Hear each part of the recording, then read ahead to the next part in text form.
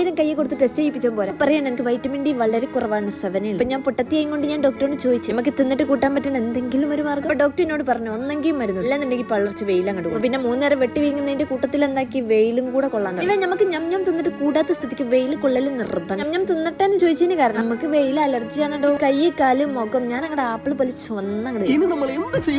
നമുക്ക് ചെയ്യാനൊന്നും ബാക്കി. 7 മണിക്ക് മദ്രസ പോയി ചെക്കൻ 8 മണിക്ക് വരും. ഞാൻ എണീച്ച സമയം 8:10. നമ്മളിപ്പം മലയേക്കും ആച്ച് വണ്ടിയിലും പോയി കൊണ്ട് ഡ്രസ് പോക്ക് കുറച്ചൊരു റിസ്ക്. താഴെ ബസ് സ്റ്റോപ്പിന്റെ അവിടെ പോയിന്നാൽ ഏതെങ്കിലും ഒരു ബൈക്ക് കിട്ടും. ഞാനാണ് ഇപ്പത്തെ മദ്രസ പോക്ക് നടത്തും. ഒന്നല്ല ഈ സ്ത്രീ ഇട്ടുകൊണ്ടിരിക്കുമ്പോഴാണ് എനിക്കൊരു എസ്തെറ്റിക് വീഡിയോഗ്രാഫി എടുക്കാൻ തോന്നുന്നു. എങ്ങനെയുണ്ട് ആ എസ്തെറ്റിക് വീഡിയോഗ്രാഫി. ഇവിടുന്ന് ഈ കാട്ടിക്കൂട്ടലിനും ഉറങ്ങാനൊക്കെ രാവിലെ സമയമാണ് പറഞ്ഞോണ്ട് ചെക്കന് ഹാഫ് ഇയർലി എക്സാം നടന്നുകൊണ്ട് ഉടനെ ഉച്ചക്ക് വിടും ഫുഡ് കൊടുത്തേക്കണ്ട. നമുക്ക് ഫുഡ് ഉണ്ടാക്കാൻ ഇനി പഠിപ്പിക്കുന്ന സമയമാണെങ്കിൽ ഈ വർക്ക് ബുക്കുകളെയും കൊണ്ട് ഒരുപാട് ആശ്വാസം. എക്സാമിന്റെ മുന്നേ എത്ര പാഠം പഠിക്കണം ആ ഒരു പാടൊക്കെ ഈ വർക്ക് ബുക്കിൽ മാത്രമല്ല ഒരുവിധം മോഡലും കാര്യങ്ങളൊക്കെ ഇല്ല. നമുക്ക് കയറെടുത്ത് കൂടണ്ടേ. പിന്നെ കണ്ണട തുടക്ക സ്പ്രേ അടിക്കുക അങ്ങനത്തെ കലാപരിപാടി കഴിഞ്ഞാൽ മാത്രമാണ് ചായ. ചപ്പാത്തി ബീഫ് റോബസ്റ്റ് ആണ് നമ്മൾ ചെക്കനോ. ഇപ്പൊ ഇതെന്താന്നല്ലെന്ന് നടക്കാൻ പോണ എക്സാമിന് പാസ്സാവൂല്ലേ എന്നുള്ളൊരു പ്രവചനം വേറെ നിന്നല്ല. ഈ എക്സാമിന്റെ ഇടയിലൊക്കെ സ്റ്റഡി ലീവ് കിട്ടി. നമ്മളെ ചെക്കൻ ഒന്നെങ്കിൽ ഉറങ്ങി തീർക്കും അല്ലെ സൈക്കിൾ കൊടുത്തു. ഉടനെ സ്റ്റഡി ലീവിന് പഠിക്കാനുള്ള സമയം നമുക്കില്ല. പിന്നെ ഈ പ്രവചനം കൊണ്ട് ചെക്കൻ എന്തെങ്കിലും ആശ്വാസമാണെങ്കിൽ ആശ്വാസമാവട്ടെ. പോയി സ്ഥിതിക്ക് നമുക്ക് ഉച്ചക്ക് പ്രതീക്ഷിച്ചാൽ മതി. അപ്പൊ നമുക്ക് അടുത്ത പരിപാടി നോക്കാം. അടിച്ചു വരാം. വലിയ ഉണക്കാടുന്ന തുഞ്ചമാണ് പിന്നെ ഈ ഒരു ചൂലായിട്ട് മാറും. ഞങ്ങൾ മുറ്റമാകൊക്കെ ഇതിനോടുള്ള ഉപകാരം എന്ന് പറഞ്ഞാൽ കുനിയെ കട്ടിന്റെ ചോടൊക്കെ ഉണ്ടല്ലോ അതൊക്കെ സിമ്പിൾ ആയിട്ട് നമുക്ക് ഇങ്ങനെ അടിച്ചടിടും. അടുത്ത പരിപാടിയാണ് വെള്ളം വെക്കും. ചെക്കന് ചോറ് കൊണ്ടുണ്ടാച്ച് നമുക്ക് തിന്നാൻ പറ്റും. ഏതോ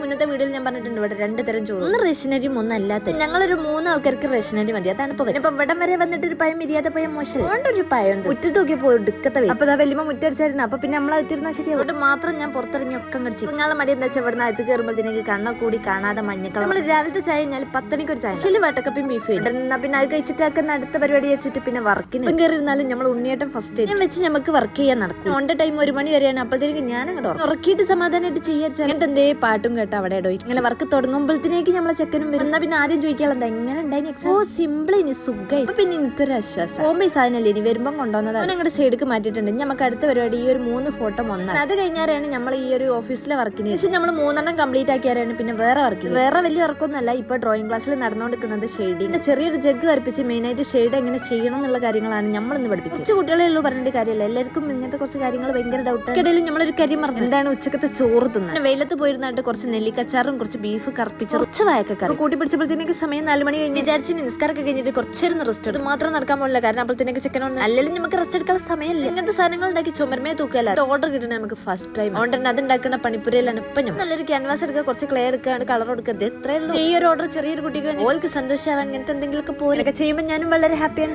2 കൊല്ലം മുന്നേ ഈ ഒരു സംഭവം തുടങ്ങി. ഞാനും വിചാരിച്ചില്ല ഈ റെസ്റ്റ് ഇല്ലാത്തൊരു പണിക്ക് ചെയ്യുമ്പോഴും മൈൻഡ് റിലാക്സ് ആവുക. അമ്മക്ക് എന്ത് മതി അത് മതി. ഫോണിലെ സ്റ്റോറേജ് ഫുൾ ആണ്. അപ്പൊ ഇന്നത്തെ കൊണയാടി നിർത്തണം. ഓക്കെ എന്നാ നാളെ കാണാം. ബൈ.